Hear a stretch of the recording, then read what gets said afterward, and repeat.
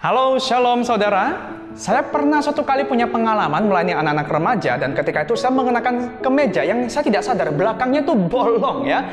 Lalu ternyata ada satu anak remaja yang tahu, dan bukannya kasih tahu saya, dia langsung menyebarkan itu ke anak-anak yang lain. Saya marah tidak?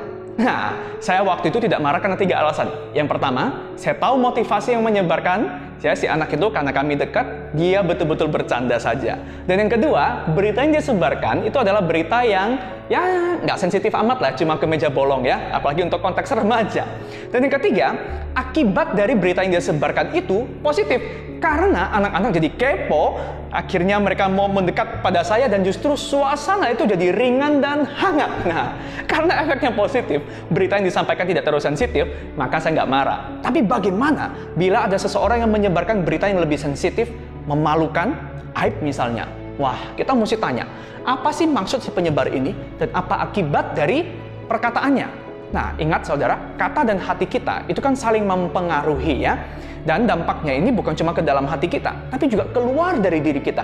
Maka Amsal memperingatkan dalam 13 ayat 3, siapa menjaga mulutnya, memelihara nyawanya. Siapa yang lebar bibir akan ditimpa kebinasaan. Nah, kata lebar bibir di sini dalam bahasa Ibrani itu sering digunakan ya dalam konteks untuk menjelaskan tentang hubungan seksual. Yaitu ini sesuatu yang tidak pantas untuk diumbar-umbar di publik. Ini untuk ditutupi, bukan untuk publik. Nah, berarti Amsal mau mengatakan bahwa orang yang lebar bibir adalah orang yang kata-katanya itu mempermalukan, menjatuhkan, merendahkan seseorang. Kita sering berpikir bahwa orang yang aibnya disebarkan, dia yang paling rugi. Tapi ternyata Amsal justru berkata, orang yang menyebarkan aib orang lain, yang menjatuhkan orang lain, dialah yang ditimpa kehancuran. Maka suatu kali jika kita mendengar ada seseorang yang datang kepada kita dan menceritakan keburukan orang lain, wah, jangan keburu senang ya, apalagi kepo mau cari tahu, kita justru harusnya was-was. Kenapa? Karena jika dia begitu mudahnya dengan vulgar menceritakan kelemahan orang lain, apalagi bukan dengan motif untuk membangun dan mencari solusi, maka tinggal tunggu antrian. Kapan kita akan menjadi target gosipnya? Saudara, dengan kata lain, seorang penyebar aib yang lebar bibir, dia sudah menyebarkan aibnya sendiri, bahwa dirinya bukan seorang yang pantas untuk dipercayakan berita yang penting dan privat.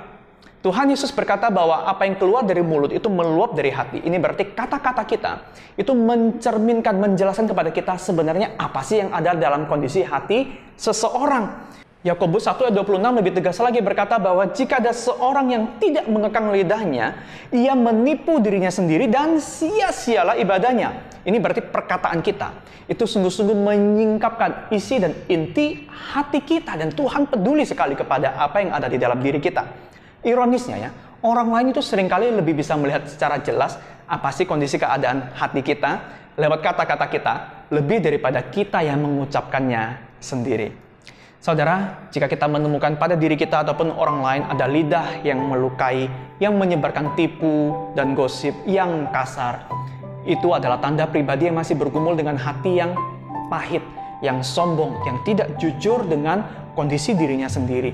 Jerat kata-kata kita itu bukan cuma ke dalam hati ya, tapi juga keluar dari diri kita. Maka orang yang tidak hati-hati dengan perkataannya, dia justru akan merusak nama baiknya sendiri, dia akan menghancurkan dirinya sendiri. Kita tidak akan mudah untuk percaya kepada orang-orang yang lebar bibir. Kalau begitu, apa yang harus kita perhatikan? Yang pertama, selalu saudara, periksa hati kita terlebih dahulu. Urus hati kita sebelum kemasan kata-kata kita. Hati beres, kata-kata akan mengikuti. Nah, yang kedua, mengenai kata-kata, apa yang tidak akan kita sampaikan di depan orang yang bersangkutan, janganlah kita ungkapkan di belakangnya. Saudara, coba renungkan. Pernah tidak ya, perkataan kita itu justru menjadi jerat dan memperburuk keadaan? Apa sih keadaan hati kita yang membawa kita untuk mengatakan hal-hal seperti itu? Dan yang kedua, renungkan, jika ada orang yang bergosip di depan kita, apa sih yang bisa kita lakukan supaya ia tidak semakin masuk dalam jerat kata-katanya sendiri? Saudara, mari kita berdoa kepada Tuhan. Tuhan, ubah hatiku. Karena kami tahu banyak yang perlu dibereskan dalam hati kami. Seringkali kami merasa ya, tidak ada yang tahu. Kami menikmati ego, kesombongan. Padahal lidah kami sebenarnya sudah menyatakannya pada dunia. Tuhan, tolong kami. Jangan kami tunda lagi. Tuhan, tolong kami. Amin.